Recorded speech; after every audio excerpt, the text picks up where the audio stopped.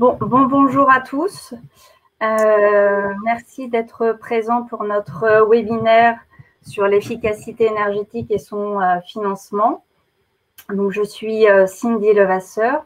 Je suis en charge du service RSE, environnement et produits chimiques à l'UMM et on est heureux de vous convier à ce webinaire en partenariat avec AT2E et Greenflex.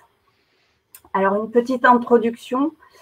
Donc, aujourd'hui, ça ne vous a pas échappé. Les enjeux climatiques sont au cœur des décisions politiques, avec une réglementation qui s'accélère pour atteindre la dite neutralité carbone en 2050.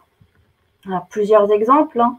La loi climat et résilience, le plan de relance avec son volet écologique en sont de bons exemples, sans compter les discussions au niveau européen et également l'émergence des exigences de la société en la matière.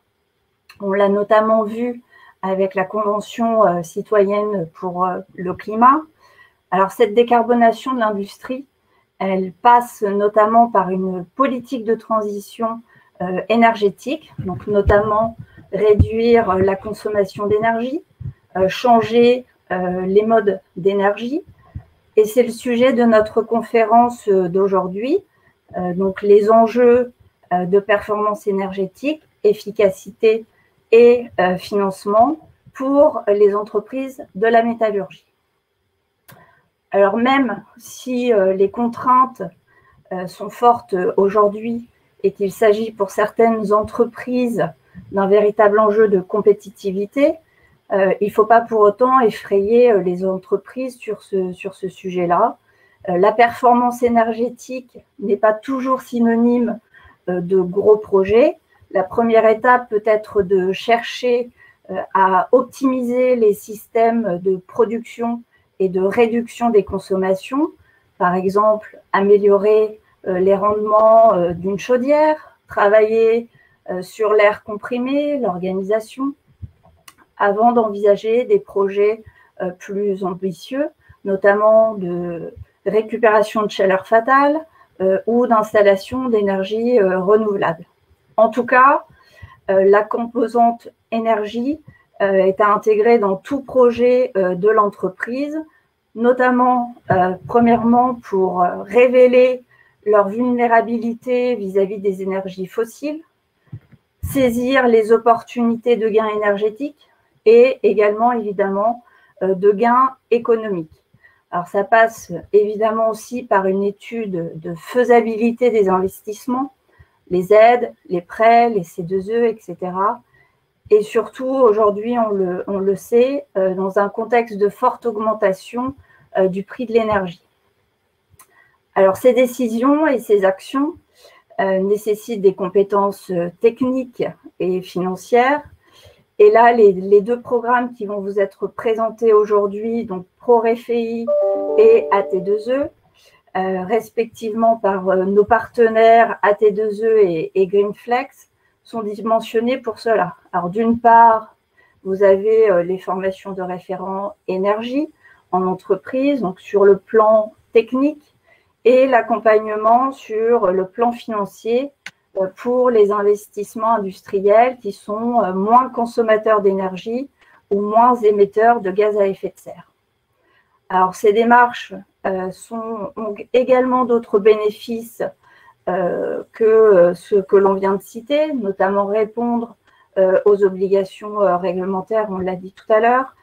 Ça s'inscrit également dans les démarches RSE qui sont de plus en plus incontournables aujourd'hui. Ça joue sur l'image de l'entreprise, ça permet d'améliorer les conditions de travail et bien d'autres choses. Alors, pour étayer tous ces éléments, je vais céder la parole à nos partenaires Greenflex et AT2E qui vont animer cette conférence, donc avec des témoignages d'adhérents de la métallurgie et des représentants des UMM territoriales que je remercie d'avoir accepté de participer. Donc, Karine Maillard, qui est chef de projet AT2E et ProREFI, ainsi que Gwenaëlle Autré, qui est consultant expert Industrie Greenflex et Invest, vont animer cette conférence et je les en remercie.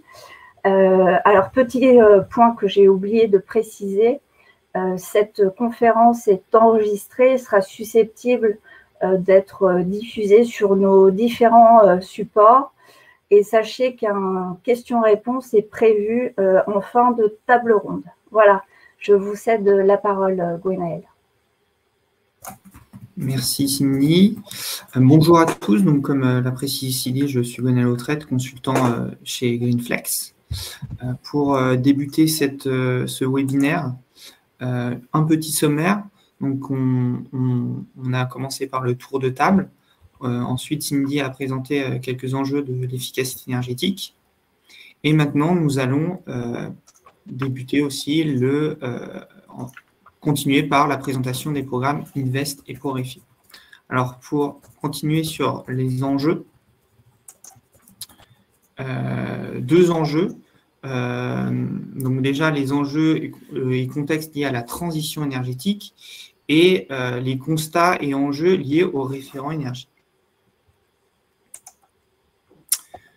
Tout d'abord, quelques constats liés à l'origine des programmes. De notre côté, chez Greenflex et côté aussi à T2E, on a remarqué que, c'est un fait, que la réduction des consommations énergétiques permettait de réduire les factures. Donc ça, c'est notamment un enjeu de compétitivité pour les entreprises, mais également réduire la consommation d'énergie, c'est aussi réduire ses risques, puisque moins vous consommerez, moins vous serez sujet aux risques liés au prix de l'énergie, mais aussi liés aux risques réglementaires qui sont très changeants en ce moment. Donc, ces réductions de consommation vont aussi vous apporter une amélioration de votre valeur ajoutée et un gain de compétitivité par rapport à vos concurrents. Ça va être notamment clé, surtout en ce moment, avec les prix d'énergie que l'on connaît actuellement. Et enfin, et pas des moindres, réduire les consommations d'énergie, c'est aussi réduire les émissions de CO2, qui sont, comme l'a précisé Cindy, une attente forte et au cœur des débats politiques en ce moment. Quelques chiffres clés, notamment au niveau du potentiel de réduction de gaz à effet de serre dans l'industrie française, qui est estimé à 48%. Donc, l'idée de ces programmes, c'est d'aller les chercher. Ensuite, autre constat, seulement 3% des investissements sont liés au climat. L'idée notamment du programme Invest est de renforcer ces investissements, de les développer pour atteindre les objectifs que s'est fixé la France et aussi et surtout réduire les gaz à effet de serre pour continuer à vivre sur notre planète telle que nous l'avons connue. Au niveau du potentiel, il y a 20% d'économie d'énergie en termes financiers à aller chercher. Donc ça, c'est un gain net pour vous. Et enfin, 2/3 de ce potentiel peut être atteint par des investissements et des solutions éprouvées. Donc à ce niveau, c'est des actions qui peuvent être déployées avec un risque faible et qui peuvent être déployées plus ou moins rapidement. Au niveau enjeux réglementaires, entre autres, et contexte politique, on a le plan de relance qui peut vous aider à développer vos projets d'efficacité énergétique et de décarbonation, donc notamment avec une enveloppe de 1,2 milliard sur 2020, 2021 et 2022.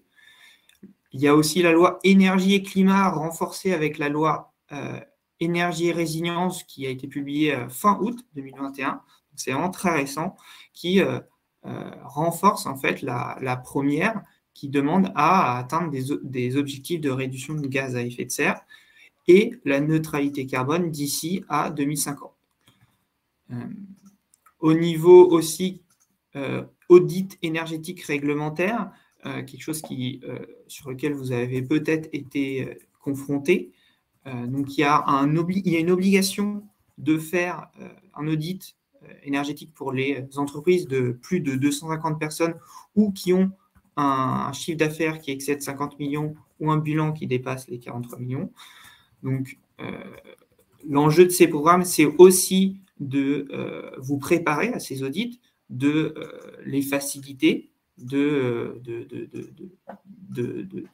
maximiser le potentiel de ces audits, puisque vous aurez fait une partie du travail.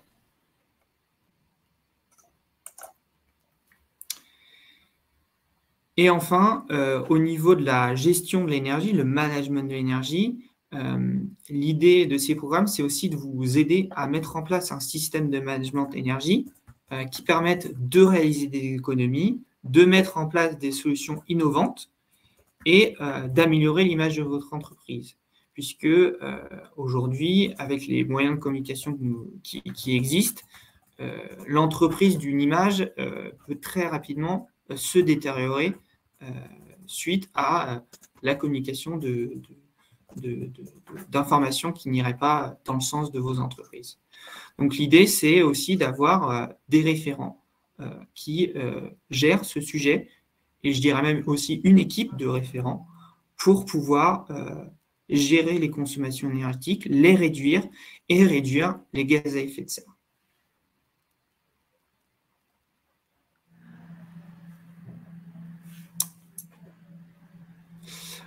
Enfin, donc là, pour être assez concis, l'enjeu de l'efficacité énergétique, c'est d'avoir un système de management qui soit performant et durable. Donc, c'est quelque chose qui doit être inclus dans le projet d'entreprise, qui doit aussi être un projet qui doit sensibiliser l'ensemble des salariés et qu'il n'y ait pas de préférence, en tout cas au sens ISO 50001, une seule personne, mais bien une équipe dédiée et reconnue par toute l'entreprise pour lui permettre d'avoir une vision à long terme sur ses consommations, ses modes de production et son impact carbone aussi. Merci Clément, je vais reprendre la parole pour présenter qui sont les référents énergie. Bonjour à tous, je suis Karine Maillard. Je travaille au sein de l'association technique énergie-environnement AT2E et comme le disait Cindy, je suis en charge du programme ProRéfi, donc pour le créer, le déployer et le développer. Donc Gwenelle vient de vous parler d'une personne en charge de l'efficacité énergétique, d'une équipe. Il faut aussi repartir du constat et des enjeux liés aux référents énergie. Donc, qui sont ces référents énergie? Des fois, ce n'est pas tout à fait clair pour les entreprises industrielles ou même pour la personne qui est en charge de l'efficacité énergétique. Ce qu'il faut savoir, c'est qu'aujourd'hui, il y a 4 grandes fonctions principales qui sont issues de la fiche référent énergie 2015 qui a été publiée par l'ADEME. Donc, les fonctions sont concevoir, mettre en place et coordonner les actions permettant d'améliorer la performance énergétique, suivre et analyser les résultats obtenus sur la performance énergétique, toujours pour aller plus loin, impliquer et faire agir l'ensemble des acteurs de l'établissement. En effet, tout seul, c'est plus difficile d'agir. Par contre, si on est plusieurs à être mis sur le sujet, ça sera plus facile. On va pouvoir brainstormer et trouver les meilleures solutions. Assurer une veille sur les évolutions dans le domaine de la maîtrise de l'énergie, et vous l'avez vu précédemment, que ce soit aussi bien réglementaire, législatif, mais il ne faut pas oublier également le côté technologique. Donc, qui sont ces référents? La T2E a mené une enquête en 2015 qui montre que 53% de ces personnes, ce sont des experts QHSE, 32% des techniciens, et puis après, on a des fonctions transverses à hauteur de 15%. Et souvent, donc comme vous le voyez sur le côté gauche de la slide, seuls 5% des intitulés de fonctions comportent la mention énergie. Ce n'est pas forcément identifié, mais la personne peut avoir dans ses missions donc des liens avec l'énergie. Elle peut être difficilement identifiable, cette fonction, dans certaines entreprises, et on peut avoir plusieurs interlocuteurs. C'est pour ça qu'on peut parler d'équipe. Souvent, la personne n'est pas toute seule. Il y a d'autres personnes qui s'occupent de l'énergie, mais qui ne sont pas forcément identifiées. Donc, comme je le disais, la fonction est généralement assurée par des profils hygiène, qualité, sécurité, environnement. Et pour certains d'entre eux, on rajoute un E pour l'énergie. Donc, vous avez vu, il y a une fiche de mission, mais il n'y a pas de référentiel métier pour les personnes en charge de l'efficacité énergétique. Selon l'étude de 2015, on sait qu'en moyenne, ces personnes consacrent 15% de leur temps de travail à l'énergie et 80% d'entre eux ne sont pas formés pour gérer l'énergie.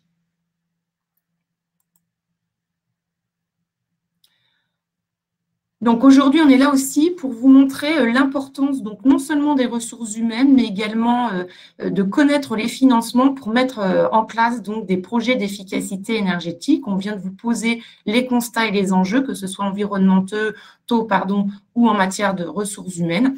Et on va passer donc sur la phase vraiment pourquoi on a besoin de ressources humaines, pourquoi on a besoin de connaître les financements. Donc, concernant les ressources humaines, vous l'avez vu précédemment, Gwenaëlle vous l'a présenté, elles sont indispensables dans le management de l'énergie puisque ça va permettre de choisir, de faire les meilleurs choix en matière de prestataires, de pouvoir mener à bien des actions en matière d'efficacité énergétique. Et pour cela, ça nécessite donc d'avoir une personne, une équipe dédiée à l'énergie qui soit reconnue dans l'entreprise. Ça, c'est très important. Si on ne sait pas à qui s'adresser, ça va être un peu plus compliqué. Et puis, comme vous l'avez vu, 80% de ces personnes ne sont pas formées à la gestion de l'énergie. Donc, il faut aussi les faire monter en compétences. Et cette formation, c'est un réel levier pour mettre en place des actions concrètes en matière d'efficacité énergétique ou pour qu'elles puissent connaître les mécanismes en matière de financement de ces actions. Donc, ça, ce sont de réels leviers pour le management de l'énergie. Ces salariés, vous l'avez vu, la plupart sont des QHSE, donc ils sont une multicasquette, ils ne sont pas à 100% sur l'efficacité énergétique, il faut bien le prendre en compte également lorsqu'on met en place un système de management de l'énergie dans son entreprise. Elles consacrent, très peu d'entre elles, de ces personnes consacrent 100% de leur temps de travail à l'efficacité énergétique. Il y a des personnes qui sont à 100% sur l'énergie, mais la plupart, elles vont avoir un petit temps de travail sur l'énergie, donc entre 10 et 15%. Et puis, on peut aussi s'apercevoir comme autre frein qu'il peut y avoir des cloisonnements entre services. Et là, le décloisonnement peut permettre justement d'ouvrir les actions et les réflexions en matière d'efficacité énergétique. D'autres freins qui peuvent aussi arriver, c'est l'argumentaire auprès de la direction. On peut avoir des compétences très techniques, très terrain, mais qui ne permettent pas de pouvoir finaliser ou de prendre la décision, de faire prendre la décision pour aller vers un projet en matière d'efficacité énergétique. Et le dernier point qui a été relevé, qui peut être un frein, c'est également la possibilité de sensibiliser l'ensemble des salariés de l'entreprise aux bonnes pratiques. Et comme le disait Cindy Levasseur en introduction, les bonnes pratiques, c'est pas forcément de mettre de gros investissements, mais il y a des solutions toutes simples, comme par exemple pour les bureaux, éteindre les lumières, et il y a encore des personnes qui ne les éteignent pas. Donc vraiment faire participer l'ensemble de ses collègues à l'efficacité énergétique, ça peut passer par des bonnes pratiques avec des petits gestes. Donc, comme je le disais, il y a des solutions RH qui existent. D'une part, c'est reconnaître les salariés en charge de l'énergie, ça c'est important. Faciliter les échanges entre un salarié responsable de maintenance, par exemple, et un directeur administratif et financier, puisqu'on en a un qui sera sur le terrain pratico-pratique, et puis il y en a un qui va plutôt avoir le regard comment l'action va pouvoir être finançable, mais il faut bien pouvoir également échanger sur la problématique globale entre eux pour prendre la meilleure décision. C'est également former les référents énergie, et c'est former également les personnes en charge des financements en interne. Donc, ce qu'on peut voir, voilà, il faut absolument pouvoir reconnaître ces personnes, les faire monter en compétences et que ces personnes puissent connaître également les mécanismes en matière de financement. Et je vais repasser la parole à Gwenaëlle qui va pouvoir vous montrer donc les outils, les freins et les possibilités, les leviers pour aller plus loin en matière de financement. Merci Karine. Donc l'idée du financement, c'est déjà de préserver la capacité d'endettement et le CAPEX de vos entreprises, tout simplement pour le conserver pour d'autres projets qui sont plus liés au cœur de métier de celle-ci.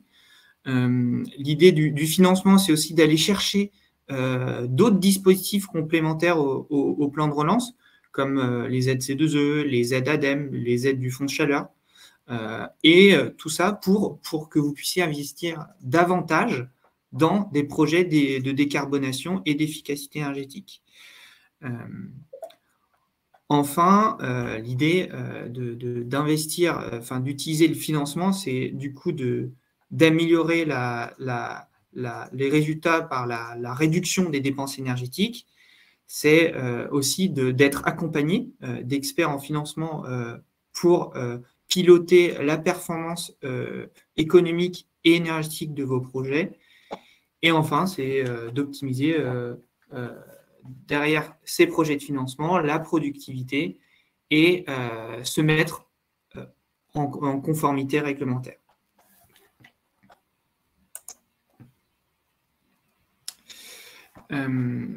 Mais cependant, voilà, il y a quand même quelques freins et l'idée aussi du programme Invest, c'est de lever ces freins, notamment au niveau de la complexité technique et de difficultés de connaissance au niveau de certains projets.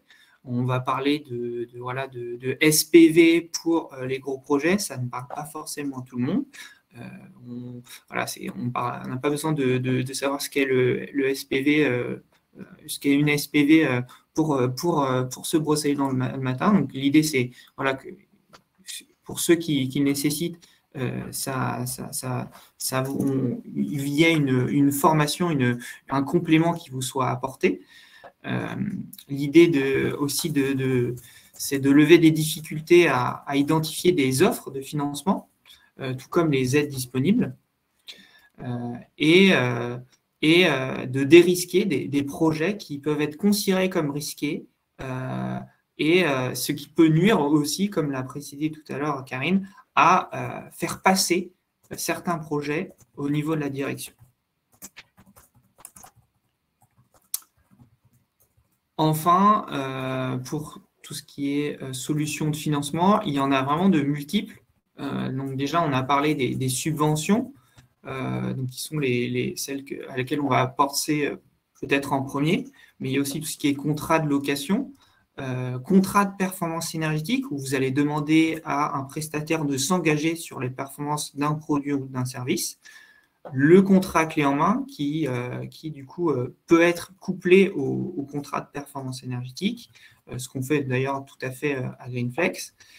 Et enfin, un contrat de service. Donc là, ça peut être avec vos prestataires, notamment ceux qui s'occupent de vos utilités, qui maintiennent vos utilités. Vous pouvez demander à ces prestataires d'avoir des objectifs de performance énergétique, de maintien de performance. Et pourquoi pas aller plus loin vers ce qu'on appelle des PPA, des Power Purchase Agreement, qui sont au final des contrats d'achat long terme, mais dans ce cas-là, plutôt des contrats d'achat long terme d'énergie renouvelable. Donc l'idée, c'est vraiment d'explorer toutes les pistes pour améliorer l'efficacité énergétique, réduire les émissions de carbone au meilleur coût et avec la meilleure solution financière pour l'entreprise en fonction de vos projets. Donc là, c'est un petit panorama des aides du plan de relance. Cette diapositive vous sera transmise. Je ne vais pas trop m'étendre dessus, mais globalement, il y a un certain nombre d'appels à projets qui sont compatibles certainement avec des projets que vous pouvez avoir. Et d'ailleurs, sur le site internet d'Invest, on vous propose un petit outil pour savoir, en fonction de votre projet et de son CAPEX, à quel dispositif du plan de relance vous seriez éligible. Karine, je peux te repasser la main si tu le souhaites. Avec le micro, c'est mieux. Merci Gwenaëlle. Donc là, on vous a fait un constat, on vous a montré les enjeux, les freins, les possibilités d'amélioration. Et là, la troisième étape, c'est de vous présenter donc 2 programmes qui vous permettent de passer à l'action, 2 programmes qui sont complémentaires, il y en a d'autres, et qui peuvent se cumuler. Alors, ce sont 2 programmes sur les compétences, donc 2 programmes de formation. Le premier s'appelle ProRéféi, il est à destination des référents énergie. Et l'objectif, c'est de faire émerger des projets d'efficacité énergétique. Et comme on vous l'a déjà dit, il est porté par la T2E. Et le deuxième s'appelle Invest, il permet d'accélérer le financement de vos projets d'efficacité énergétique. Il est à destination donc des décideurs et des financiers, donc plus des directeurs administratifs et financiers au sein de vos entreprises, et il est porté par Greenflex. Concernant ProRéféi, comme son nom l'indique, c'est la formation des référents énergiques dans l'industrie. Il est soutenu par l'État et l'ADEME et il est financé au travers du mécanisme des C2E par EDF et Total Marketing France.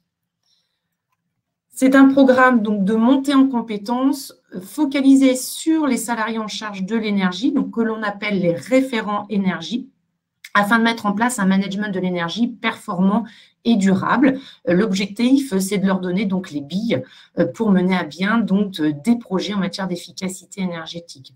Il vise à former 3000 référents énergie d'ici fin 2023 et puis à leur donner accès à la communauté des référents énergie.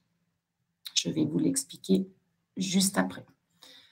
Donc, ce programme est en 4 volets. Le premier volet, c'est un parcours de formation multimodal que vous voyez à l'écran. Il est composé de 3 étapes, un MOOC, un stage de 2 jours et un accompagnement individuel en situation de travail. L'objectif, c'est de donner les fondamentaux en matière d'efficacité énergétique aux personnes qui viennent se former via le MOOC, qui est une formation à distance. Puis, ces personnes vont réaliser 2 jours de formation en présentiel ou en distanciel. Donc, ils vont continuer à acquérir de la théorie et puis à se mettre, par contre, en format gestion de projet pour aller vers la 3e étape, qui est vraiment la plus-value de ce type de programme, qui est un accompagnement individuel en situation de travail. Donc, comment ça se passe ? La personne, au lieu de retourner dans son entreprise et de se dire il n'y a qu'à Faucon, mais je ne sais pas par où commencer, elle aura donc une personne, un formateur qui lui sera dédié sur plusieurs semaines, voire plusieurs mois, pour l'épauler dans la mise en place de projets en matière d'efficacité énergétique. Alors, quand je dis épauler, c'est d'un point de vue formateur, ça va être d'un point de vue pédagogique, méthodologique. Mais on y reviendra un peu plus tard sur ce point avec les retours d'expérience. Les coûts pédagogiques peuvent être pris en charge jusqu'à 100% sous condition. Donc, c'est très intéressant puisque là, l'entreprise n'a pas à sortir d'argent pour former ses salariés en matière d'efficacité énergétique. Le deuxième volet, c'est l'accès gratuit des personnes qui se forment à ProRéféi à la communauté des référents énergie. L'objectif, comme vous l'avez compris, c'est toujours de s'informer, de continuer de monter en compétences. Et cette communauté permet donc à ces référents, à ces personnes en charge de l'énergie, d'échanger avec des pairs et des experts et également d'avoir un accès à des outils pratiques. Ça peut être une veille réglementaire, une veille technologique, des retours d'expérience. Voilà, tout un package ou des outils de simulation, tout un package toujours pour aller plus loin en matière d'efficacité énergétique. Concernant le 3e volet, ce sont des modules complémentaires qui peuvent être destinés à la personne qui a réalisé le parcours obligatoire multimodal, mais également à ses collègues. Pourquoi ? Parce que des personnes, justement, peuvent vouloir monter en compétence sur certaines thématiques d'efficacité énergétique pour mieux, justement, communiquer, échanger et prendre les meilleures décisions. Ce sont des modules complémentaires sur une demi-journée et qui peuvent également être pris en charge à 100% sous condition. Donc, par exemple, on a plan de mesurage, nous avons également communiqué. Donc ça, c'est très important au sein de son entreprise, mais également sensibiliser. Ce sont des thématiques que vous pouvez retrouver sur les modules complémentaires. Et puis, la 4e partie, des webinaires sur des thématiques MOOC ProRéféi. Le MOOC est technique, donc déjà est proposé pour toute personne inscrite du tutorat pendant le MOOC, Donc là, la personne sera mise en lien avec un formateur qui va pouvoir être là pour vulgariser des données ou des informations, mais également approfondir des notions. Et en complément, donc depuis quelques mois, nous proposons des webinaires sur des thématiques MOOC accessibles à tout niveau du parcours, donc que ce soit au niveau du MOOC, du stage de 2 jours ou de l'accompagnement. Ils sont animés par des formateurs pro-RFI. Et leur objectif, c'est de mieux appréhender les thématiques techniques du MOOC. Ils sont à destination des stagiaires pro-RFI tout au long du parcours, comme je vous le disais, et également des référents énergie, membres de la communauté des référents énergie. Pro-RFI, en quelques chiffres, aujourd'hui, c'est plus de 500 entreprises qui sont engagées, c'est plus de 1000 personnes qui sont inscrites à la formation. On sait que plus de 80% des personnes qui ont réalisé l'accompagnement recommanderaient la formation accompagnement à un collègue. Donc, c'est vraiment une plus-value puisque là, on va être sur de l'individualité et le formateur va s'adapter en fonction de la maturité, non seulement de la personne qui se forme, mais également de l'entreprise. Mais ça, vous pourrez avoir plus d'informations à ce sujet pendant la table ronde. Et concernant des chiffres sur l'industrie de la métallurgie, 45% des entreprises sont issues de la métallurgie, 31% des inscrits sont issus de la métallurgie. Donc, on sent vraiment que c'est une problématique que vous avez au cœur de vos projets. Et 30% des parcours qui sont finis ou en cours de se terminer sont des parcours de salariés qui viennent de la métallurgie. Donc, le sujet est vraiment important sur votre secteur. Gwenaël, je te repasse la parole pour présenter Invest. Merci Karine.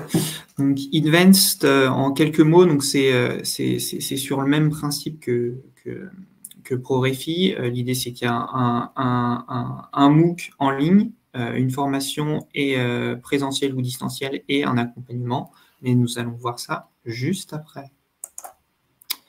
Donc, en quelques mots, l'objectif du programme, c'est vraiment d'accélérer le financement de projets d'efficacité énergétique dans l'industrie. Donc, c'est quelque chose qui vous est destiné. Et quand on dit accélérer, on peut aussi dire maximiser, dans le sens où si vous avez davantage de financement pour vos projets d'efficacité énergétique, vous allez pouvoir en réaliser davantage. Donc, Invest, c'est un programme dédié à la communauté des financeurs et destiné à la sensibiliser à la performance énergétique. Mais pas que les financeurs. L'idée, c'est aussi au niveau ceux qui portent les projets, donc peut-être des profils un peu plus techniques, pour les aider à dialoguer et à présenter des arguments qui vont faire davantage mouche auprès des financeurs. Et donc, ce programme vise à former plus de 1000 acteurs du financement. Donc, quand on dit financement, c'est aussi ceux qui portent les projets d'ici à mars 2022. Donc, qui sont ces acteurs? Donc, on va avoir les entreprises industrielles, c'est-à-dire vous, donc les directeurs administratifs et financiers, les responsables projets neufs, les responsables maintenance, les responsables de l'équipe énergie qui vont porter des projets et qui vont jouer un rôle en fait dans le financement et la réalisation de ces projets. On va aussi former beaucoup des acteurs bancaires, notamment pour qu'ils comprennent davantage ces projets et qu'on leur fasse bénéficier de notre expérience en termes de retour, dans le sens où on va pouvoir leur prouver avec de multiples données que, par exemple, mettre un variateur de vitesse sur un moteur, pour tel ou tel profil, ça va permettre tel et tel gain, et du coup les rassurer pour qu'ils puissent vous faire bénéficier de conditions plus favorables. Enfin, on va aussi former des partenaires, donc comme vos fournisseurs, vos sous-traitants, pour qu'ils vous proposent davantage de projets et qu'ils soient davantage sensibles à vos enjeux de consommation énergétique et notamment à ce qu'ils vous permettent des conditions de financement plus favorables. Au niveau du parcours, donc comme je l'ai dit précédemment, on va partir sur un e-learning donc de 2 heures, donc comptez un peu plus de 2 heures. Une formation présentielle ou distancielle de 2 jours. Donc là, c'est vraiment un accompagnement d'un expert pour vous donner davantage de clés pour arriver à faire aboutir vos projets. Et un accompagnement opérationnel sur un sujet que vous aurez choisi pour appliquer cette formation théorique présentielle ou distancielle et pour vous aider à développer ces projets. Alors là, je me permets de préciser que c'est un accompagnement théorique, c'est-à-dire que c'est vous qui avez les données qui allez pouvoir faire le travail. Là, ça sera plus du côté Invest, ça sera plus quelque chose de conseil. On ne va pas le faire à votre place. Donc, ça nécessite quand même quelqu'un de votre côté. Si vous voulez que quelqu'un le fasse à votre place, là, ça sera plus Greenflex ou une entreprise qui va déléguer, à qui vous allez déléguer ce travail.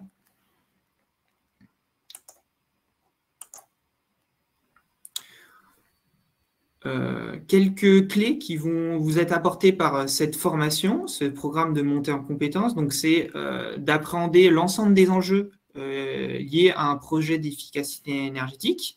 C'est aussi d'intégrer les bénéfices non énergétiques dans la stratégie de votre entreprise, comme la réduction des projets des émissions CO2, d'intégrer notamment davantage de modes de financement dans la gestion de votre trésorerie, de maîtriser divers outils d'évaluation d'évaluation des risques, entre autres pour la mise en œuvre de vos projets, et de préparer les arguments clés pour défendre vos projets auprès de financeurs. Donc, ça peut être auprès de la direction qui va valider aussi vos projets d'investissement, mais aussi auprès des banques qui vont soutenir vos projets par exemple, des prêts ou d'autres moyens.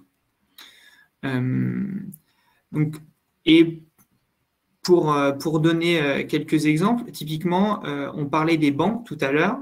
Il faut savoir que là, aujourd'hui, on a nos clients qui se voient proposer par une banque et sa région des prêts à taux préférentiel sous couvert qu'ils atteignent ces objectifs d'efficacité énergétique. Donc, c'est concret, ça se met en place. Et si vous voulez aussi, vous, participer à ces évolutions et à bénéficier de ces opportunités, n'hésitez pas à vous inscrire aux sessions de formation. Donc, les prochaines sont le 13 octobre à Lyon et le 3 novembre à Paris. Mais dans tous les cas, vous pouvez retrouver l'ensemble des sessions sur le site internet d'Invest, sur le www.invest.org. Alors, nous allons passer à la table ronde dont l'intitulé est « L'efficacité énergétique et son financement dans l'industrie, quels enjeux ?» L'objectif, c'est de vous faire un retour d'expérience à plusieurs niveaux. Donc, je remercie dès à présent toutes les personnes qui participent à cette table ronde. Donc, nous aurons Bruno Freté, responsable schéma directeur d'usine chez Stellantis, Antoine Vasseur, responsable sécurité et environnement chez DCX Chrome, Clément Bansard, chargé de mission QSSE au sein de l'UMM Grand Hainaut, Félix Majou, expert financement structuré chez Greenflex et formateur Invest, et Clément Polidano, ingénieur performance énergétique chez Nepsen et formateur Invest et ProRefi. Bonjour à tous. Est-ce que vous avez bien mis votre micro? Bonjour. Bonjour. Bonjour. Bonjour. Alors, bonjour. Pendant la table ronde, nous ne répondrons pas forcément aux questions directement, mais vous pouvez les poser à côté du chat. Il y a un petit onglet questions et nous pourrons y répondre. Il y aura un moment d'échange à la fin de la table ronde. Alors, dans un premier temps, on aimerait bien que vous vous présentiez les uns après les autres pour un peu mieux vous connaître et connaître votre entreprise. Je vais passer la parole à Bruno Freté. Bruno, pouvez-vous vous présenter ? Oui, bonjour.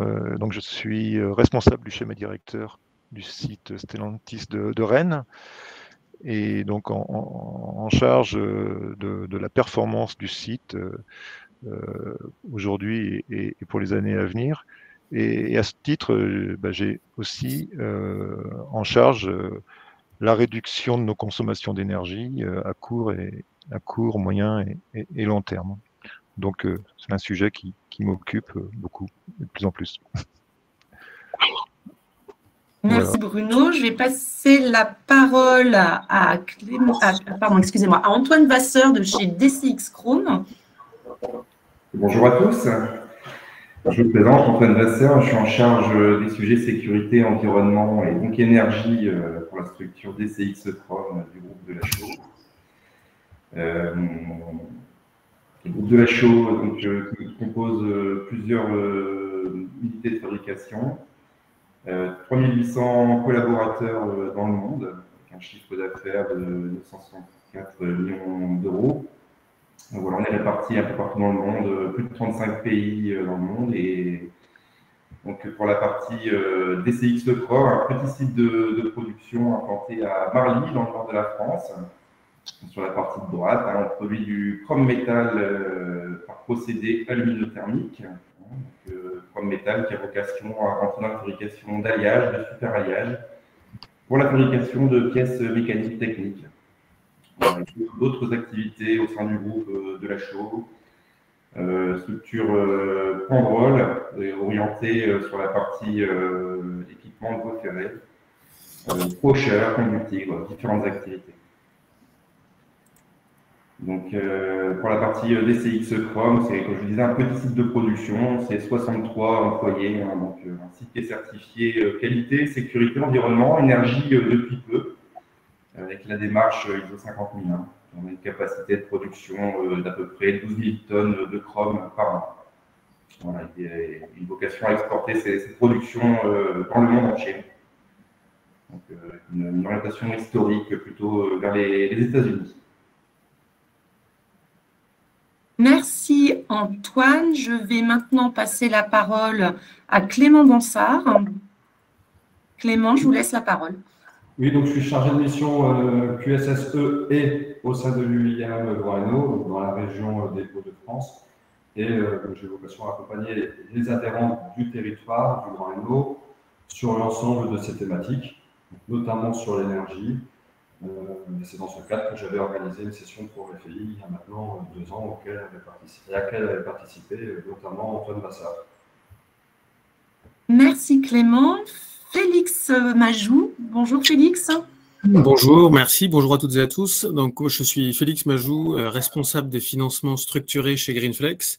Et mon rôle consiste à mettre en place, pour répondre aux besoins de nos clients, mettre en place des montages juridiques et financiers pour la mise en œuvre de leurs projets d'efficacité énergétique au sens large. Et ça inclut des montages de type contrat de performance énergétique, contrat de financement plus simple incluant ou non des C2E, contrat de service type PPA ou vente d'énergie, et financement de contrats clés en main industriels également. Et je suis aussi formateur Invest, ayant participé au montage de la formation, à la fois le MOOC et la formation présentielle. Voilà, merci.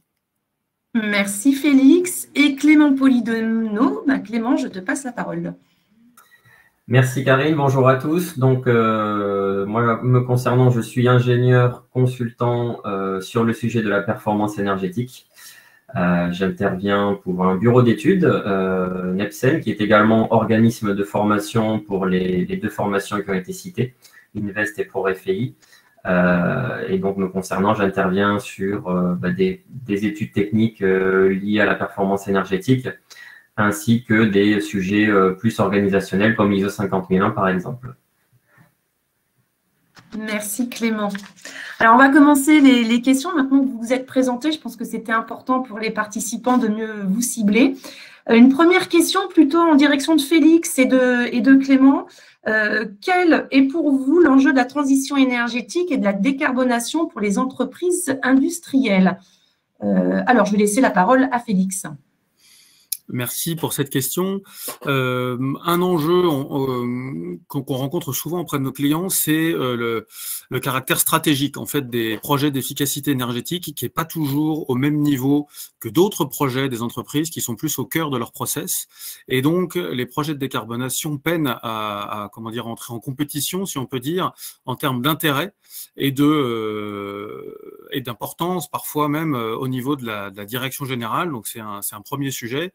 Et puis quand on parle compétition, on parle aussi assez rapidement budget, compétition pour les capitaux.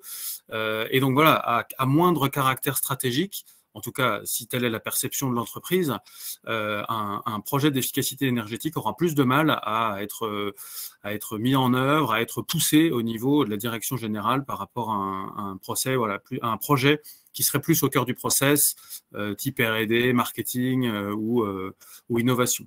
Voilà, donc il existe des solutions, on reviendra dessus un petit peu après, pour justement permettre aux projets d'efficacité énergétique de quand même tirer leur épingle du jeu et de pouvoir être mis en œuvre, mais voilà, c'est un des freins qu'on rencontre dans l'industrie.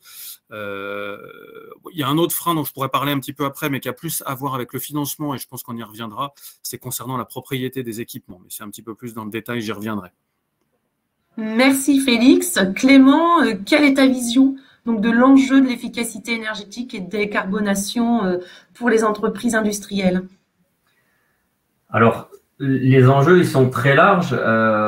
S'il fallait compléter, ou pour mieux comprendre peut-être ce qu'a dit Félix, juste rappeler un peu de terminologie, parce qu'on parle beaucoup de décarbonation, pour que les entreprises comprennent bien ce que veut dire ce mot décarbonation, qui est un mot qui est très récent. Bon. Comme son nom l'indique, évidemment, on veut décarboner, donc c'est-à-dire émettre moins de carbone, moins de gaz à effet de serre pour atteindre la neutralité climatique, ça on l'a dit. Mais en fait, dans cet objectif de neutralité, de décarbonation, on entend deux volets. Le premier volet principal, c'est plutôt un volet court-moyen terme, c'est la réduction des consommations d'énergie, ça a été dit, soit en améliorant la sobriété énergétique, soit en améliorant l'efficacité énergétique. Donc, il y a plutôt des projets court-moyen terme. Mais il y a un deuxième volet très important quand on parle de décarbonation, c'est la modernisation des procédés industriels. Et là, du coup, c'est vraiment des projets long terme, pour comprendre ce que disait Félix. On modifie un peu plus lourdement le process, ça peut être des changements de technologie de production, ça peut être des changements de combustible pour certains industriels, toujours en poursuivant le même objectif de décarboner. Donc, il faut bien comprendre qu'il y a à la fois des enjeux très court terme et des enjeux très, très long terme. Ce qui fait que les enjeux, ils sont, Félix l'a dit, économiques, financiers, ils sont aussi techniques. Pourquoi techniques? Parce que faire de la décarbonation, c'est l'occasion d'investir dans des technologies nouvelles ou dans la modernisation de procédés. Et ce qui permet à des industriels de rester dans la compétition mondiale en étant à la pointe de l'innovation. On a vu surtout sur le sujet de la métallurgie qu'il y avait une compétition mondiale qui est depuis 20 ans plutôt difficile, plutôt féroce. Et les entreprises qui résistent le mieux, c'est celles qui vont réussir peut-être à créer un petit peu plus de valeur ajoutée. Et ça passe souvent par de la modernisation des moyens de production. Et souvent, quand on modernise, on est aussi plus efficace et on décarbone. Donc, ça va un peu ensemble. Il y a également des enjeux réglementaires. Voilà, c'est aussi des enjeux de communication auprès des entreprises. On ne pourra pas être exhaustif, on n'aura pas le temps. Mais s'il fallait retenir une chose, c'est que la décarbonation, ça touche à la fois des enjeux techniques, économiques, financiers, de la communication, du sociétal, du réglementaire. Voilà, c'est extrêmement large. Et donc, je voulais revenir sur cette terminologie pour qu'on le comprenne bien. Merci Clément. Alors maintenant qu'on a vu un peu les enjeux plutôt généraux, je vous propose de passer la parole donc à Monsieur Freuté et à Monsieur Vasseur pour qu'ils nous expliquent quels sont les enjeux en matière d'efficacité énergétique et de décarbonation dans leurs entreprises. Monsieur Vasseur, je vous passe la parole. Merci. Donc, concernant le site DCX Chrome, les enjeux qui nous ont été présentés sont multiples. Bien sûr, d'origine environnementale. On a également, nous, des obligations légales à travers une législation IED, avec les meilleures techniques disponibles. Donc, on on a à s'engager dans la performance énergétique, dans l'amélioration de notre performance énergétique. Donc il y a une pression réglementaire hein, qui est issue de tout le contexte qui a été présenté. Et puis bien sûr les enjeux en termes de performance du site, des procédés et la rentabilité de ces procédés. Donc, je voulais vous présenter un petit peu, on a un site qui est quand même orienté sur une consommation électrique pour la partie énergie, hein, donc qui écrase largement en termes de sources d'énergie. Donc, on consomme un peu plus de 5000 MWh par an en tout, hein, avec une large majorité d'énergie électrique. Voilà, donc, l'audit environnemental, l'audit énergétique, la revue énergétique permet de prioriser des usages. Donc pour nous, on a priorisé certains usages. Bien sûr, la part process consomme beaucoup, donc est majoritaire dans ces orientations. Mais il y a d'autres axes de priorité, notamment le chauffage des locaux, l'éclairage des locaux, la production d'air comprimé, qui est souvent en source de consommation d'énergie pour les sites industriels. Donc voilà un petit peu les enjeux pour notre site, avec à terme, bien sûr, l'engagement dans une démarche ISO 50001, qui a vocation sur le long terme à améliorer notre performance, réduire nos consommations et améliorer notre rentabilité également, qui est un axe important pour l'industrie. Merci, Monsieur Vasseur. Qu'en est-il pour votre entreprise, Monsieur Freté? Votre micro est coupé. Oui, merci de me le signaler. Désolé. Oui, je disais, pour nous, en fait, les enjeux, j'aurais tendance à dire qu'ils sont assez simples puisqu'ils sont vitaux, quoi. Ils sont vitaux à plusieurs titres, hein, d'un point de vue environnemental, un peu comme ça a été dit, pour garantir la pérennité, hein, simplement, ou en tout cas le succès sur le long terme de notre entreprise. On sait qu'on a une obligation à s'engager dans la voie de la décarbonation. À la fois d'ailleurs pour nos produits, hein, pour les véhicules, mais ça on le voit bien depuis quelques temps, on est vraiment engagé comme les autres constructeurs d'ailleurs dans la production de véhicules électriques. Mais on ne se voit pas, produire des véhicules neutres en carbone sur des process qui continuent à émettre énormément de CO2. Donc, du coup, voilà, il faut qu'on le fasse à la fois pour nos produits et pour nos moyens de fabrication. Et puis, l'enjeu, il est aussi vital pour nous d'un point de vue purement économique, hein, puisque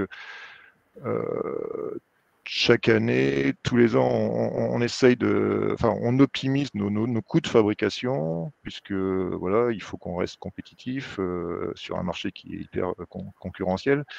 Donc, on doit chaque année améliorer nos coûts de fabrication.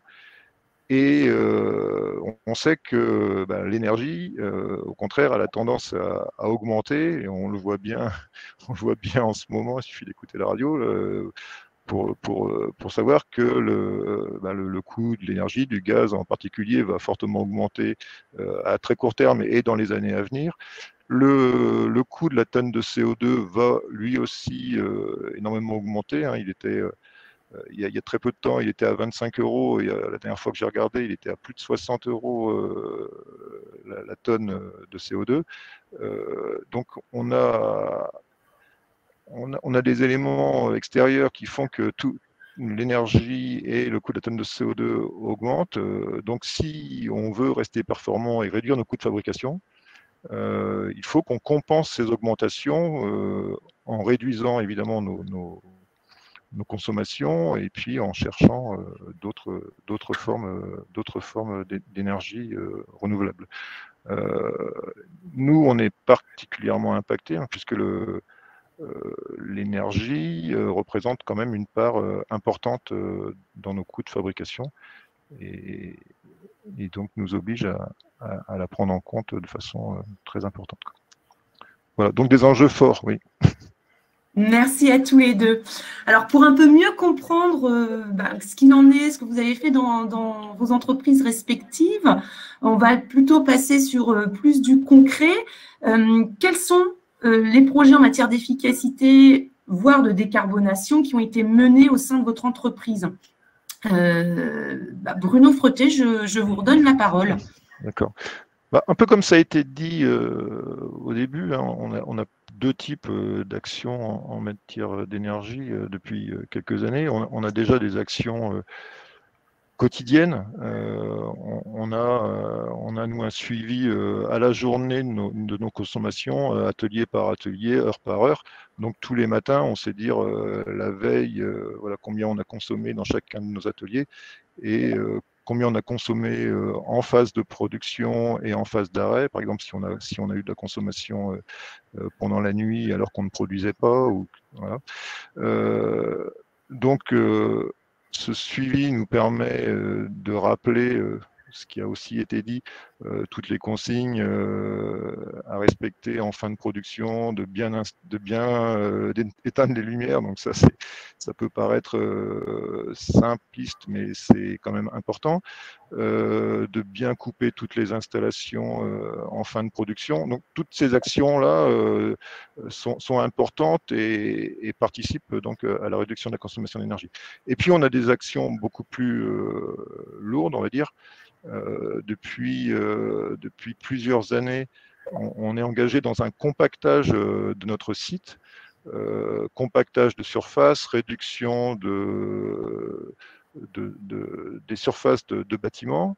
Alors c'est pas seulement dans le but de réduire nos consommations d'énergie, c'est pour notre efficacité industrielle globale, hein, puisque quand on réduit des surfaces, quand on optimise nos surfaces, on gagne sur tous les tableaux. On gagne en coût d'exploitation, en coût de maintenance, en investissement, et on gagne donc aussi, bien sûr, fortement en consommation d'énergie, ce qui est, comme on l'a dit, important. Donc, réduction de nos surfaces, réduction libération de certains bâtiments, et puis à l'intérieur de ces bâtiments, compactage aussi de notre process de fabrication pour l'adapter au plus juste nécessaire par rapport à nos besoins. Donc, par exemple, juste pour vous donner un chiffre, hein, entre 2015 et 2021, on aura réduit de 40% nos surfaces, y compris surfaces de bâtiments. À côté de ça, bien sûr, on a aussi toutes nos actions d'optimisation de la consommation d'énergie dans nos process. Donc, amélioration de notre process, par exemple, de peinture, puisque c'est celui qui est le plus énergivore dans notre processus de fabrication. Et on a notamment eu des actions fortes en 2018 avec le passage en process court de peinture. Bon, je ne vais pas rentrer dans le détail, mais c'est une action qui nous a permis, par exemple, de gagner 30% sur nos consommations d'énergie globales sur le site. Et on a tous les ans donc certaines actions qui sont menées pour améliorer des moyens de fabrication, réduire nos consommations un peu dans tous les domaines. Voilà, j'essaye d'être synthétique. Merci, je pense que ça permet de mettre le contexte, en tout cas, les chiffres permettent d'imaginer ce que vous avez mis en place. Et du coup, ce qui va être intéressant, c'est également avoir votre retour, Antoine Vasseur, sur ce qui a été déjà mis en place dans votre entreprise. Alors, j'ai juste une petite question pour DCX. Dans le chat, on demande quelle est la différence entre la colonne B, à savoir le potentiel de réduction, et la colonne C, le potentiel d'action. Peut-être c'est possible de répondre. Oui, alors, je peux expliquer ça rapidement. En effet, donc, la colonne B, le potentiel de réduction, est plutôt sur une estimation du gain attendu. Donc, on est sur une quantité d'énergie qu'on peut espérer économiser, ne pas dépenser sur un usage. Le potentiel d'action est plutôt orienté sur la facilité, la faisabilité des actions. Donc, on va dire c'est un peu une filousterie du système de cotation qui permet de dégager des priorités autres que juste des gros sujets d'économie d'énergie, mais qui sont peut-être des actions plus simples à conduire et sur lesquelles on a peu d'engagement et peu de travail pour aboutir. Donc, on est plutôt sur une réalisation simple on va dire dans l'air du temps. Ça nous permettait de ressortir des priorités autres que juste des gros enjeux énergétiques et aussi travailler le passage au LED sur le site, qui ont une incidence forcément. Toutes les actions et toutes les économies sont importantes, mais ce travail de priorisation, à un moment donné, souffre de certains biais où on écarte des actions qui peuvent être conduites facilement. Et donc voilà, c'était aussi la façon de tenir compte de cela. Très bien, je pense que ça répond à la question de M. Le Serre. Je vous remercie. Oui, donc en termes de projets sur le site DCX Chrome, elles sont multiples. Du coup, la présentation n'est pas très jolie, je suis désolé. Il y avait des animations. Je vais vous commenter ça. On a débuté également par la mise en place de comptage d'énergie, qui a été un peu la première étape de notre démarche. En effet, on partait d'un audit qui était assez léger. Il y avait de la mesure de fait, mais forcément, certaines installations tournent, d'autres non. Donc, on avait une vision assez simpliste au travers de cet audit réglementaire qui n'amenait pas un niveau de finesse satisfaisant.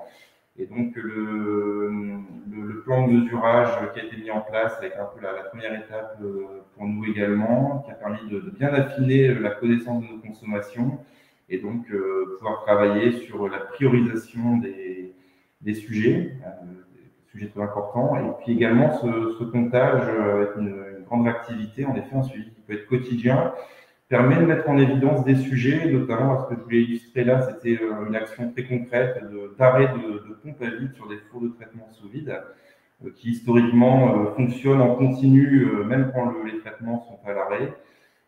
Donc ça génère des consommations énergétiques importantes, et donc le fait de mesurer nos consommations spécifiquement sur ce four numéro 4 permet de mettre en évidence c'est ce qui est représenté par la ligne en pointillé rouge, que quand on arrête les pompes, on a un changement de la pente du compteur.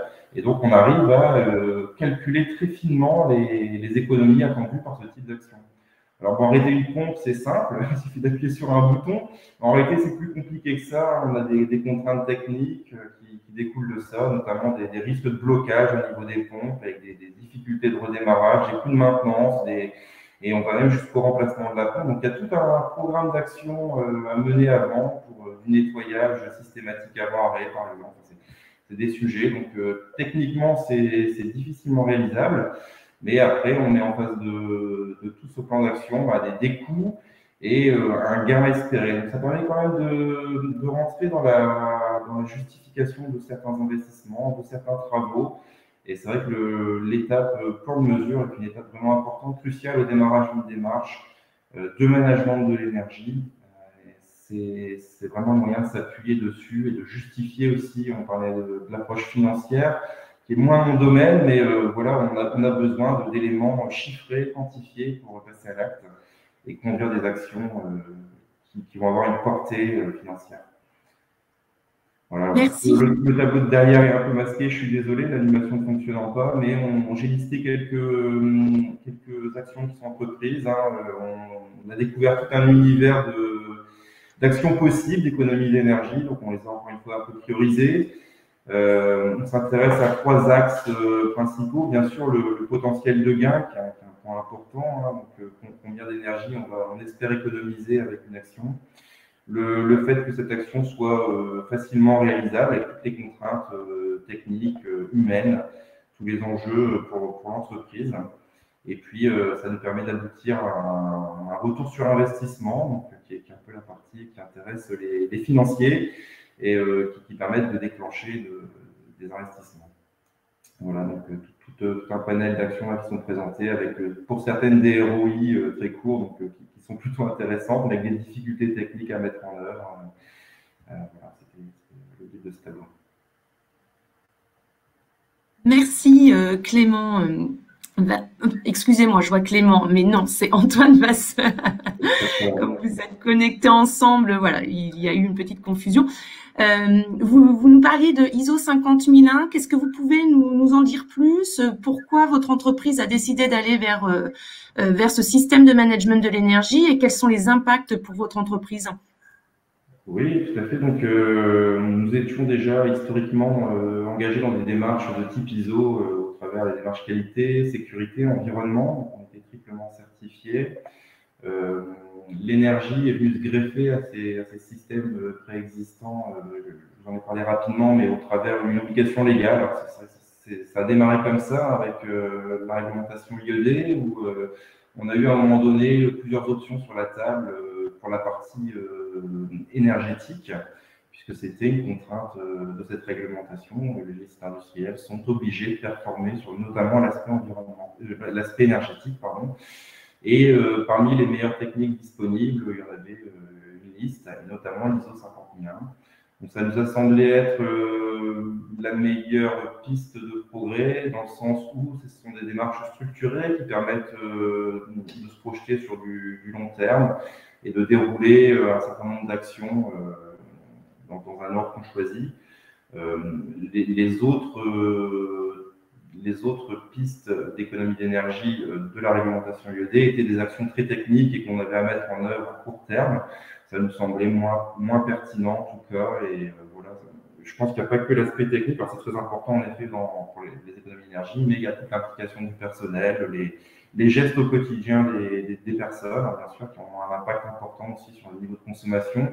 Et puis, c'était pour l'entreprise le meilleur moyen de se positionner sur un projet collectif, partagé, et puis sur du long terme. Merci.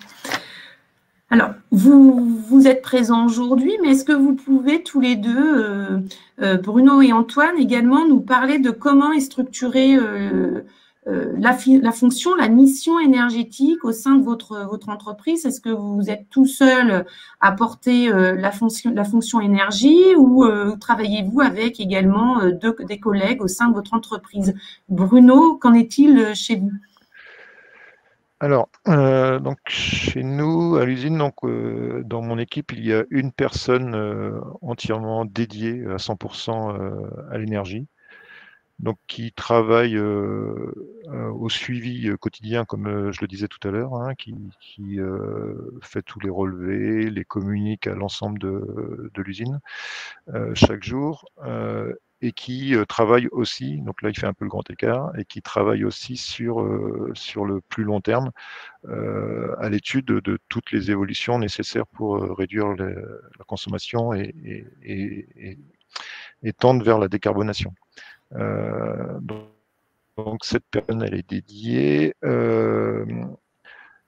Pour être complet, je pourrais dire que pendant presque 2 ans, un an et demi, et l'année dernière et un petit peu l'année 2019, j'ai eu en complément une personne détachée aussi à 100% dans mon équipe, un ingénieur détaché à 100% dans mon équipe pour construire notre schéma directeur énergétique. Puisque voilà, en 2019, on s'est aussi beaucoup posé de questions sur les solutions qu'il fallait qu'on mette en œuvre, qu'on étudie au moins. On était un petit peu perdu compte tenu de l'éventail des possibilités. Et donc, on a décidé d'affecter une personne pendant plus d'1 an à ce sujet-là. Et ça nous permet maintenant d'avoir au moins une vision sur les 10 ans à venir de ce qu'on souhaite faire. Je ne dis pas qu'on fera forcément tout, mais au moins on a le chemin et on étudie ces solutions au fur et à mesure. Et on décide au fur et à mesure si on y va ou si on n'y va pas. Donc ça, c'est hyper important. Donc voilà, mais aujourd'hui, je n'ai qu'une personne dédiée à 100% dans mon équipe. Après, dans chaque atelier, il y a des correspondants, ce qu'on appelle nous des correspondants énergie, auxquels la personne de mon équipe s'adresse donc quotidiennement. Et ces personnes peuvent être, alors ne sont pas à 100%, c'est un petit peu ce que vous disiez au début de l'intervention. Hein. C'est des personnes qui peuvent être à 10%, 15% de leur temps sur l'énergie, mais ça peut par exemple être des maintenanciers ou d'autres profils en fonction justement de leurs compétences dans le domaine, qui ont pour mission de vérifier que tout ce qui est prévu est bien appliqué en termes de bonnes pratiques dans son atelier, et qui a aussi pour mission, si possible, de remonter des idées d'amélioration, ce qui est des fois un petit peu compliqué en termes d'énergie. Voilà, mais c'est aussi effectivement un petit peu comme ça a été dit juste avant, l'objectif de la certification ISO, c'est le souhait de diffuser voilà, la responsabilité, enfin la responsabilité, mais l'engagement dans la réduction de la consommation d'énergie sur l'ensemble des effectifs de l'usine, pour que chacun se sente concerné et agisse dans le sens de la réduction de la consommation d'énergie. Donc c'est effectivement ce qu'on est en train d'essayer de faire. Ça me permet de rebondir. Antoine, du coup, vous avez mis l'ISO 50001, donc on sait qu'il faut une personne référent énergie avec l'ISO 50001. Est-ce que votre organisation se rapproche de celle de Bruno, ou c'est un peu différent? Vous avez vraiment donc plusieurs personnes qui interviennent. Oui, alors on a mis en place en effet une équipe énergie, hein, qui s'appelle comme ça, et donc c'est une équipe qui est composée de différentes casquettes qui sont très utiles pour avancer sur les sujets énergétiques, parce qu'en effet c'est vraiment un domaine d'expertise multiple, avec des aspects techniques, bien sûr, la maintenance, la production, sur la connaissance des procédés, les méthodes de travail. Toute la partie RH, compétences, formation du personnel, accompagnement du changement, donc il y a tout un gros volet aussi là-dessus. On inclut donc différents acteurs. C'est une équipe qui est composée de 6 personnes, et c'est plutôt un comité de pilotage en fait, de prise de décision sur les orientations, les choix techniques. Ça permet vraiment d'inclure tous les domaines. Alors, je n'ai pas parlé des achats, mais c'est aussi un point important. On est sur des sujets d'investissement, et donc toute la partie gestion des contrats et achat de machines, de nouveaux procédés. Donc, on a plutôt une équipe pluridisciplinaire, et ça permet vraiment d'aborder les différents aspects et d'avancer dans la bonne direction. Alors, comme vous le voyez, on avait parlé de cloisonnement, et là, parmi ces 2 retours d'expérience, on le voit, hein, le fait de décloisonner, de mettre en place soit un comité, soit une équipe énergie, permet vraiment d'améliorer le process en matière d'efficacité énergétique, et puis d'aller encore plus loin. Vous avez déjà mis en place pas mal d'actions en matière d'efficacité énergétique. Je vois aussi sur le chat pas mal de demandes sur quelles sont les aides en matière de financement. Quels sont les accompagnements qu'a pu bénéficier votre entreprise, que ce soit des aides financières du type C2E, du tiers financement, du clé en main, voire des formations. Antoine, de quelles aides avez-vous pu bénéficier au sein de votre entreprise? Alors nous, on est sur une démarche assez récente. On n'a pas encore engagé toutes les actions qui sont planifiées. Donc c'est vrai que la partie financement, je suis moins à l'aise pour en parler. C'est moins mon domaine d'expertise. On a des attentes sur la formation Invest, justement, au sein de notre structure, pour débroussailler un peu ce sujet qui me semble, moi, assez complexe. Je pense qu'il y a plein d'opportunités de financement des projets, et par mes connaissances, on loupe certainement des choses. Donc, c'est un peu le constat qu'on dresse aujourd'hui, et donc on a étoffé un peu nos compétences sur la partie, et puis s'assurer qu'on profite bien des différentes opportunités.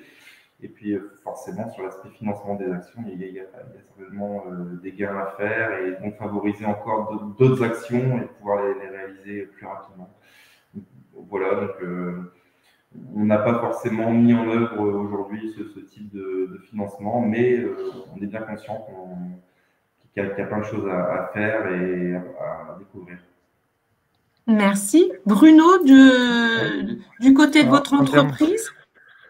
Oui, en termes d'aide, donc on a des aides C2E depuis quelques temps sur certains sujets, des des exemples mise en place de variateurs sur des ventilateurs ou des pompes, des opérations assez ponctuelles de ce type. On a On a eu aussi des aides de l'ADEME, notamment pour certaines études dans le domaine de l'énergie. Et puis, on a encore des demandes en cours, donc des demandes de C2E en cours. On a aussi une demande qu'on a faite auprès sur le guichet ASP là, dans le cadre de l'efficacité énergétique et du plan de relance pour une opération importante là, de réduction de consommation d'énergie en peinture. Avec optimisation de recyclage d'air dans notre cabine de peinture. Donc là, on a déposé un dossier, on n'a pas encore eu le retour. On a aussi on va dire en partenariat avec Engie déposé un dossier BCIAT auprès de l'ADEME pour une chaudière biomasse. Et là, on a eu l'accord de l'ADEME pour la mise en œuvre subventionnée de cette chaudière biomasse. Mais là, on n'en est encore qu'à la phase d'étude. Merci à tous les deux. Donc, en fait, il y a pas mal d'opportunités. Clément et Félix peuvent en parler, mais on voit le temps qui passe un peu vite. Donc, n'hésitez pas à poser vos questions là plutôt sur la partie questions que chat. Le chat ne permet pas de recentraliser par la suite. Allez-y, posez-les en tout cas, et ils sont là aussi pour répondre. Une dernière question vraiment sur vos projets en matière d'efficacité énergétique. Quels sont les freins que vous avez rencontrés ou que vous rencontrez aujourd'hui pour la mise en place d'un projet d'efficacité énergétique ou de décarbonation? Bruno, qu'est-ce que vous rencontrez par exemple comme frein? Alors au début, on avait un frein un petit peu par manque de connaissances, par manque d'expertise, on va dire, sur certaines nouvelles technologies qui pouvaient apparaître, fleurir un peu, qu'on voyait sur Internet. Voilà. Donc on a cherché, c'est pour ça qu'on a cherché à faire un peu le tri dans tout ça. Après, les freins qu'on a restent plutôt des freins de rentabilité sur certains sujets, puisque dès qu'on parle d'énergie, à part évidemment les actions ponctuelles qu'on peut faire presque quotidiennement, comme on l'a déjà dit, mais dès qu'on veut engager de grosses opérations de réduction de consommation d'énergie, là on est confronté à un problème quand même évidemment de capex et de rentabilité, malgré les aides, puisque même si on a une aide de 20, 30, 40% pour certains sujets, il reste quand même 80 ou 60% de l'investissement à mettre en œuvre, et ça peut être une difficulté. L'avantage qu'on a, c'est que on a maintenant on va dire une prise de conscience générale au niveau de l'entreprise de la nécessité d'aller dans la voie de la décarbonation et de la réduction d'énergie. Donc, on a de plus en plus d'opportunités d'engager ce type de projet, et ça, c'est plutôt une bonne chose. Merci. Antoine, avez-vous rencontré des freins ou rencontrez-vous aujourd'hui des freins? Des freins, il y en a toujours. Maintenant, on est encore une fois au démarrage de la démarche. On a tout un tas de pistes d'économie d'énergie. C'est peut-être moins vrai quand on est engagé depuis pas mal de temps, où les sujets simples ont été évacués. Donc nous, pour le moment, on a plein d'actions possibles. Après, ce sont des freins qui sont plutôt internes, de manque de temps pour s'y consacrer. Comme vous disiez, on a plusieurs casquettes, et donc le temps alloué à la partie énergie n'est pas toujours suffisant pour aller vite sur les sujets. Ça implique souvent l'ensemble des acteurs de l'entreprise. Donc voilà, c'est la mise en musique de tout ça, et puis ça prend du temps. Je pense qu'en avançant dans l'amélioration de notre performance, on rencontrera certainement des freins à un moment donné d'ordre technique et financier. On n'en est pas là aujourd'hui. On a encore une fois plein de potentiels d'intervention qui sont des sujets qui permettent des économies avec des retours sur investissement assez courts. Donc, pour le moment, ces freins sont assez modérés. D'accord, merci à tous les deux. Peut-être que Clément et Félix, vous pouvez nous faire part des leviers pour aller au-delà des freins en matière technique, en matière de financement.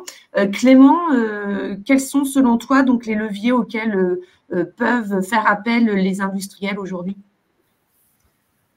Alors, pour répondre à l'un des freins qui a été bien cité par Monsieur Vasseur, l'un des freins qui est souvent rencontré au début, c'est un peu le manque d'organisation et de compétences pour lancer le sujet, pour animer la démarche. C'est souvent le frein principal, hormis le frein financier, évidemment aussi, qu'a cité Monsieur Fretet, dont je laisserai Félix répondre sur la partie financière peut-être.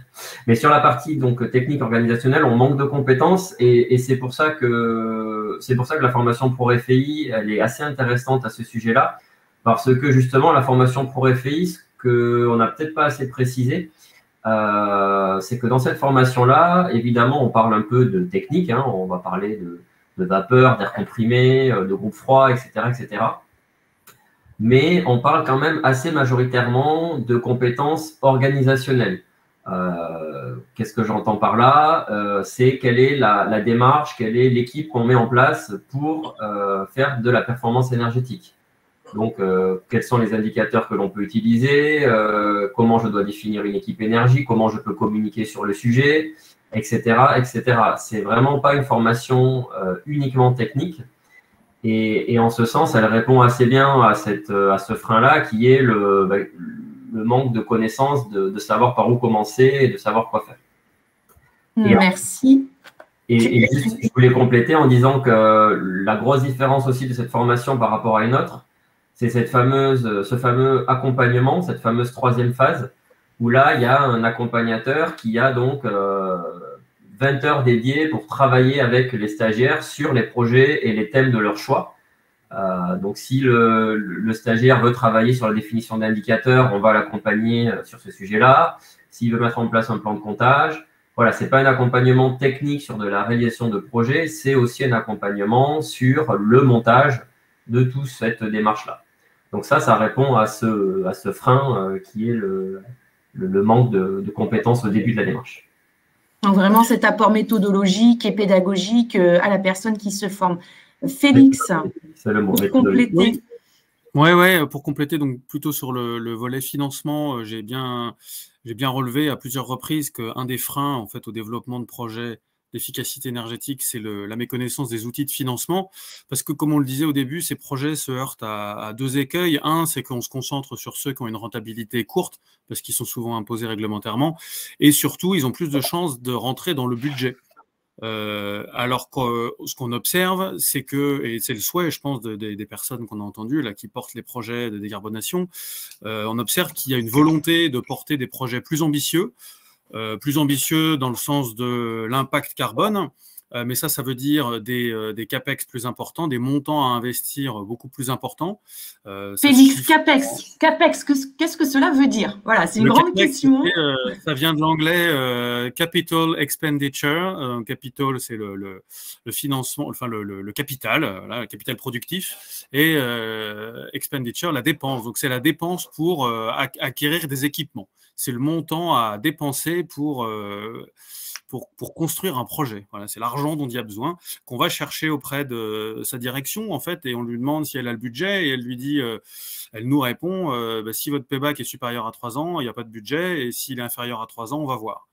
Ce qu'on dit et ce qu'on essaie, et les réponses qu'on essaye d'apporter avec le programme Invest, c'est que il existe donc des solutions de tiers financement, c'est-à-dire un prêt par la banque, ou une solution un peu plus structurée, parfois avec des fonds d'investissement, si la banque ne peut pas venir seule, pour financer ces projets pour lesquels il n'y a pas le budget, qui sont rentables au-delà de 3 ans.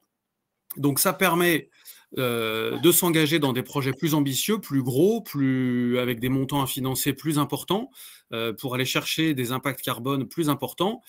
Et très souvent, en ce qui concerne la rentabilité de ces projets par rapport aux coûts financiers, parce que bien sûr, il y a un tiers financement, mais il va falloir rembourser. Et là, c'est un autre frein, en fait, c'est sur l'estimation de la rentabilité des projets. On observe aussi qu'il faut aller parfois au-delà des économies d'énergie et aller chercher l'accélération de la contrainte coût carbone, qui pour l'instant s'applique aux plus grosses entreprises, aux plus gros à ceux qui ont un impact carbone le plus important, mais qui va bientôt concerner tout le monde. Et donc, ce coût carbone, il faut le prendre en compte quand on calcule la rentabilité. Et puis, et c'est là qu'on revient aussi sur les aspects organisationnels, les communications, langage, se parler entre les personnes qui sont plus côté projet et les personnes qui sont plus côté administration. Il faut arriver à parler le même langage et pour pouvoir prendre un peu de hauteur par rapport au simple impact énergie-carbone et se dire mon projet d'efficacité énergétique, c'est ce que Clément disait tout à l'heure, il a aussi un impact sur la modernisation, il peut avoir un impact sur la maintenance, la diminution de sa fréquence, il peut avoir un impact sur la qualité des produits, des produits de l'entreprise, des produits du site. Il peut, voilà, donc tous ces aspects qui partent du financement, de son interaction avec les aides financières qui existent, C2E et autres plans de relance, on articule ça dans Invest avec améliorer la précision du calcul de la rentabilité en prenant tous les impacts, montrer que des projets qui ont l'air impossibles, finalement, ils peuvent avoir une rentabilité très intéressante, ils peuvent être finançables par des banques avec un impact net zéro pour l'entreprise en question, donc c'est quand même pas neutre.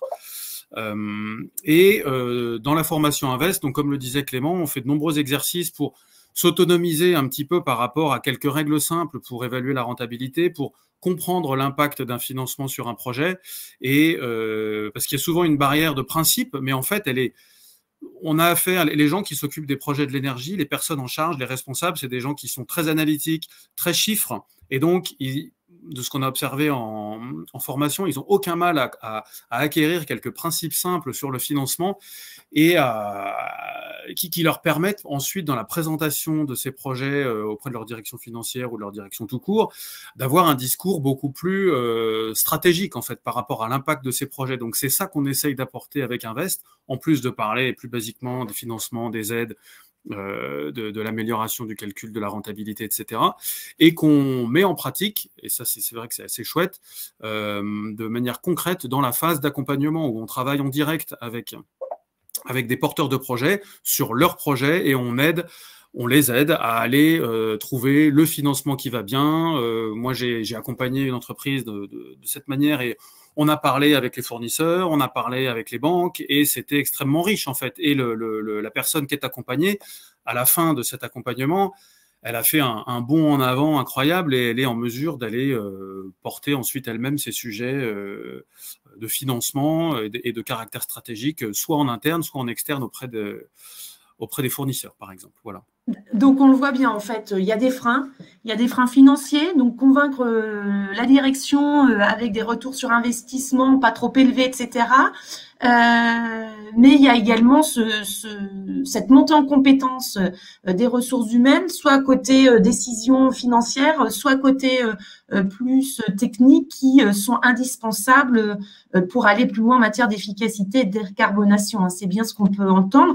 Et d'ailleurs, Antoine, vous avez donc suivi la formation ProRéfli. Quel est votre retour par rapport à cette formation? Retour excellent. En effet, moi j'étais plutôt au niveau 0 quand j'ai commencé, donc il y a tout l'aspect technique qui est quand même important au niveau de cette formation, notamment au travers du MOOC, les 2 jours de formation en présentiel. Donc on acquiert des compétences techniques et des connaissances solides pour être crédible sur du projet d'économie d'énergie par la suite. J'ai énormément apprécié l'étape d'accompagnement qui permet vraiment En plus, elle est tombée au moment opportun pour nous. On était engagés dans cette démarche de certification. Et donc, on a vraiment pu profiter d'un coup d'accélérateur au travers de cette participation, de cet accompagnement sur des sujets qui étaient des sujets d'actualité qui concernaient l'entreprise. Donc, on a été à 2 collaborateurs de la société à suivre cette formation. Et donc, on a pu chacun présenter un projet différent et donc démultiplier l'avancement de cette démarche de certification. Ça a vraiment été très bénéfique, autant sur la partie compétences personnelles, techniques, et que sur la partie accompagnement projet et l'avancement des projets. Vraiment un bon retour. Merci. Et Alors, je vais passer la parole à Clément Bansard. Clément, vous avez mis en place une session intrafilière au sein de l'ENO, c'est bien cela?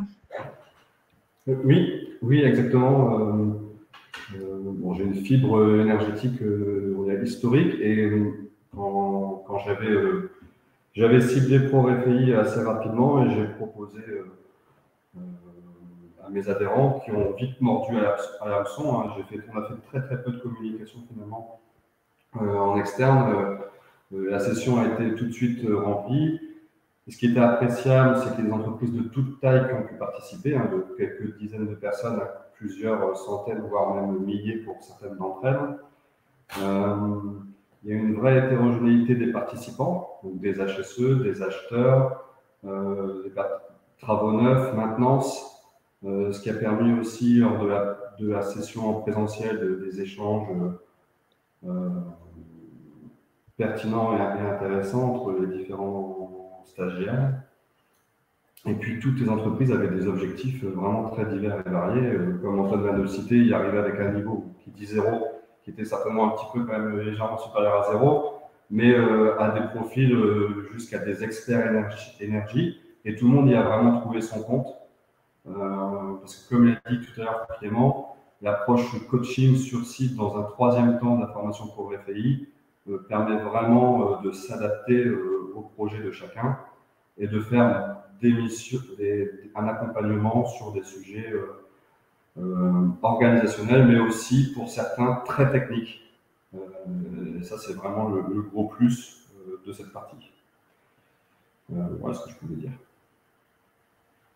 Non, merci pour ce retour. Donc voilà, il y a des choses qui sont faites, hein, que ce soit côté Invest ou côté ProRFI. Donc, comme vous l'avez entendu, il y a des sessions qui sont proposées partout en France concernant ces deux programmes, mais il est possible aussi d'avoir des sessions intrafilières, intrasectorielles, qui peuvent être encore très intéressantes parce que vous allez donc échanger aussi avec vos pairs du secteur. Donc là, il y a un réel plus par rapport à ça et on vient de l'entendre. Merci Clément par rapport à ce témoignage.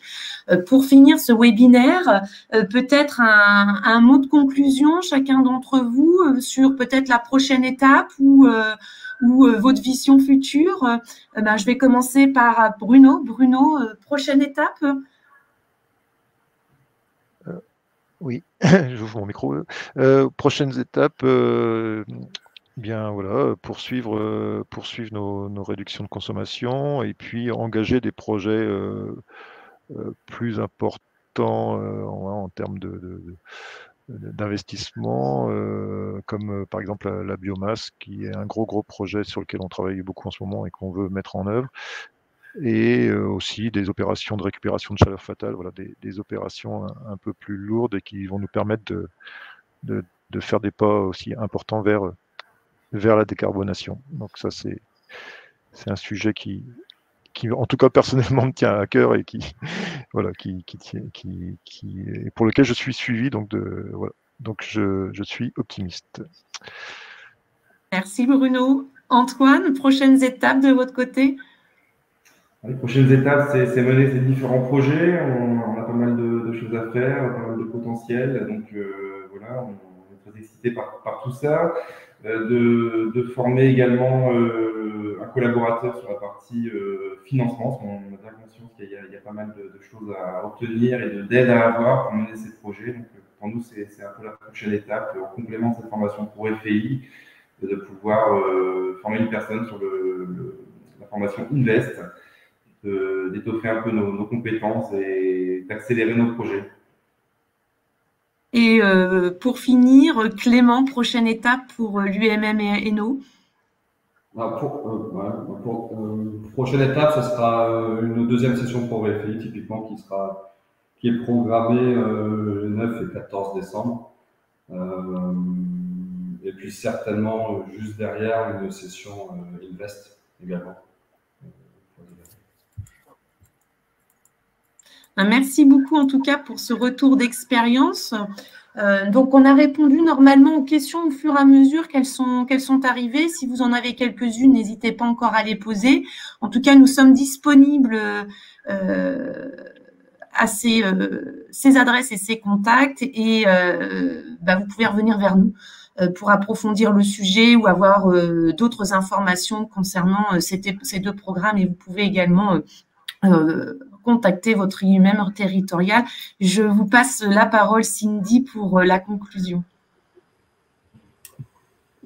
Merci à tous intervenants et animateurs pour la qualité de ces témoignages et de ces échanges. On a bien vu que la performance énergétique pouvait être un véritable enjeu de compétitivité et de pérennité pour vous en tout cas, avec des projets plus ou moins complexes, à plus ou moins long terme, avec des contraintes qui peuvent être multiples, réglementaires, de rentabilité. Donc, on invite les entreprises à profiter évidemment de ces deux programmes pour voir à travers cela comment saisir les opportunités et lever les freins, comme vous le disiez, à la fois techniques et financiers. Alors, sachant que je crois que ça a été dit, mais il y a une durée de vie limitée pour ces programmes, en tout cas à ce stade. Donc, il faut être réactif pour pouvoir en profiter. Vous avez deux programmes à disposition avec des aides. Donc, n'hésitez pas à en profiter. Alors, comme vous le disiez, ça peut être via ProRefei Invest pour ces programmes, mais n'hésitez surtout pas à vous rapprocher de vos UMM territoriales qui ont des compétences diverses en HSE, en développement industriel, des juristes qui sont là aussi pour vous accompagner au quotidien et évidemment construire des formations en intra avec nos deux partenaires. Donc, côté UMM, pour la suite, on réfléchit avec nos UMM territoriales pour accompagner de manière opérationnelle les entreprises, alors notamment les TPE, PME qui ont besoin aussi d'être accompagnés et peut-être pris par la main sur ces sujets climat et énergie. Et puis, notre partenariat avec AT2E et Greenflex qui pourra s'étoffer au fil des mois. En tout cas, merci à tous pour vos interventions. Merci d'avoir été nombreux à participer et on espère pouvoir réitérer ce genre d'expérience de conférence à l'avenir. Merci à tous. Bonne journée. Au revoir. Merci. Au revoir.